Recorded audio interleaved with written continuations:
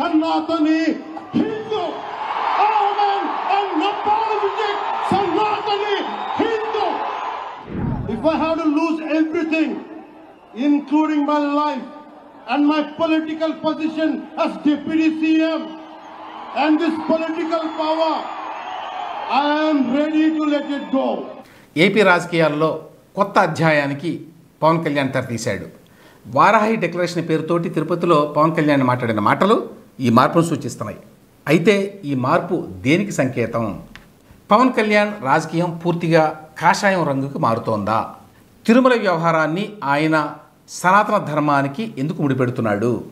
BJP కంటే పవనే ఈ విషయాన్ని ఎందుకు పెద్ద చేస్తున్నాడు? వారాహి డిక్లరేషన్ వెనక కొత్త రాజకీయ ఆలోచనలు ఉన్నాయా? పవన్లో ఈ పరివర్తన ఏపీ రాజకీయాల మీద ఎట్లాంటి ప్రభావం చూపబోతోంది? ఏపీ రాజకీయ వాతావరణంలో వస్తున్న ఈ అనూహ్య మార్పుని టీడీపీ ఎట్లా స్వీకరిస్తుంది? కేంద్రంలో రాష్ట్రంలో దీర్ఘకాలంలో ఎన్డీఏ ప్రభుత్వం మీద ఇది ఎట్లాంటి ప్రభావం చూపబోతోంది? ఈ ప్రశ్నలకు సమాధానాల కోసం ప్రయత్నిద్దాం. తాజాగా తిరుపతిలో జరిగిన వారాహి డిక్లరేషన్ కార్యక్రమంలో పవన్ కళ్యాణ్ సనాతన హిందూ ధర్మ రక్షకుడిగా అవతారం ఎత్తారు. ఇది ఆయన రాజకీయ వ్యూహంలో పెద్ద మార్పు. కాషాయాన్ని కూడా దాటి సింధూర వస్త్రాలు ధరించి పవన్ ధర్మావేశంతో ధర్మాగ్రహంతో తిరుపతి నుంచి ప్రసంగాన్ని చేశారు.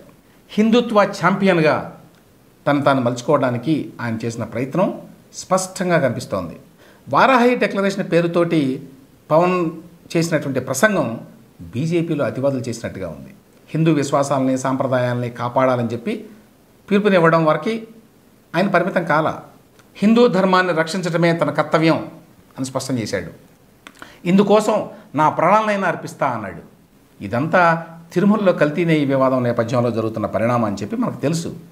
అయితే ఇప్పటిదాకా తిరుమల వ్యవహారాన్ని ఒక పాలనా వైఫల్యంగా, జగన్మోహన్ రెడ్డి ప్రభుత్వం పాల్పడ్డ విచ్చలవిడి అవినీతికి మచ్చు తునకగా చూడటానికే ఎక్కువ మంది పరిమితమయ్యారు. అయితే దీన్ని ఒక మత సమస్యగా, హిందూ మతానికి వచ్చిన పెను ప్రమాదంగా చూపించే ప్రయత్నం ఇప్పుడు పవన్ మాటలు చేష్టల్లో వ్యక్తమవుతోంది.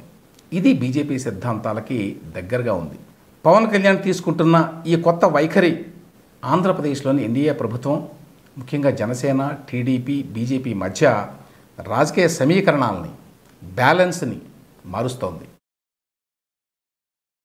పవన్ కళ్యాణ్ సనాతన ధర్మానికి మద్దతు ప్రకటించడం వ్యూహాత్మక రాజకీయ మార్పుగా కనిపిస్తోంది.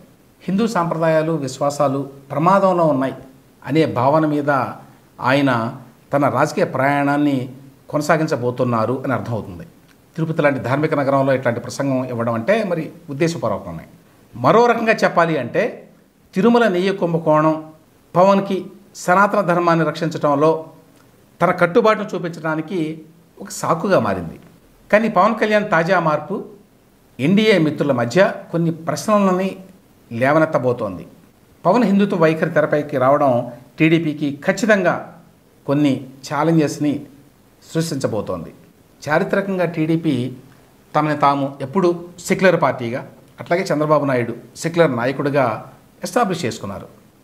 గతంలో కూడా బీజేపీతో చేతులు కలిపినా ఈ ఇమేజ్కి పెద్దగా ఇబ్బంది రాలా ఎప్పుడు. దానికి కారణం మతపరమైన అంశాల్లో చంద్రబాబు నాయుడు ఎప్పుడూ గీత దాటకపోవడం. గుజరాత్ అల్లర్ల తర్వాత సీఎంగా నరేంద్ర మోడీని తొలగించాలని చెప్పి ప్రధాని వాజ్పేయి మీద ఒత్తిడి తీసుకొచ్చినటువంటి చరిత్ర చంద్రబాబు నాయుడుకి ఉంది. అందుకే ఆయనకి ఇప్పటిదాకా కమ్యూనల్ మరక అంటలా. నిజం చెప్పాలంటే తిరుమల ఘటనలోనే మొదటిసారిగా ఆయన మీద జాతీయ స్థాయిలో మతతత్వవాదిగా ముద్ర వేయడానికి ఒక ప్రయత్నం జరిగింది.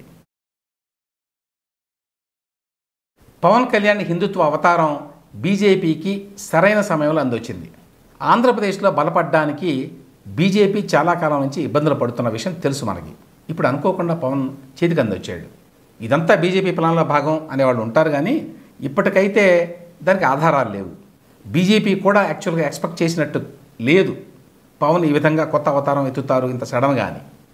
ఒకటైతే నిజం, ఏపీలో చొచ్చుకుపోవడానికి బీజేపీకి పవన్ కళ్యాణ్ రూపంలో కొత్త అవకాశం కనబడుతోంది. పవన్ కళ్యాణ్ హిందుత్వ వైఖరి బీజేపీ జాతీయ అజెండాకి సరిగ్గా సరిపోతుంది. పవన్ కళ్యాణ్ పాపులారిటీని ఉపయోగించుకొని ఆంధ్రప్రదేశ్ రాజకీయాల్లో ముద్ర వేయడానికి బీజేపీకి ఇది మంచి అవకాశం. పవన్ కళ్యాణ్ యొక్క స్టార్ పవర్, కరిజ్మా, బీజేపీకి ఏపీలో వేళ్ళూనుకోవడానికి ఖచ్చితంగా ఉపయోగపడుతుంది. అయితే పవన్ కళ్యాణ్లో ఈ మార్పు ఎన్డీఏలో మిత్రుల మధ్య ఖచ్చితంగా ఉద్రిక్తత సృష్టిస్తోంది, ముఖ్యంగా టీడీపీకి.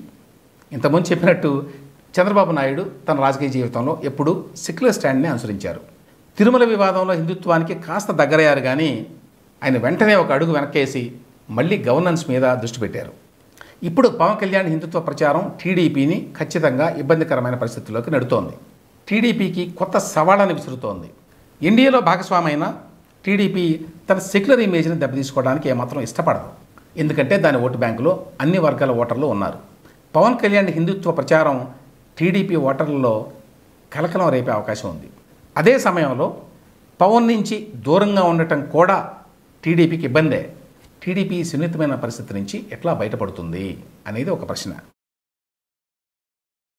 మరొక వైపు పవన్ కళ్యాణ్ కొత్త రాజకీయ అవతారం ఆయన భవిష్యత్తుకి మేలు చేస్తుందా అనే ప్రశ్న కూడా ఉంది.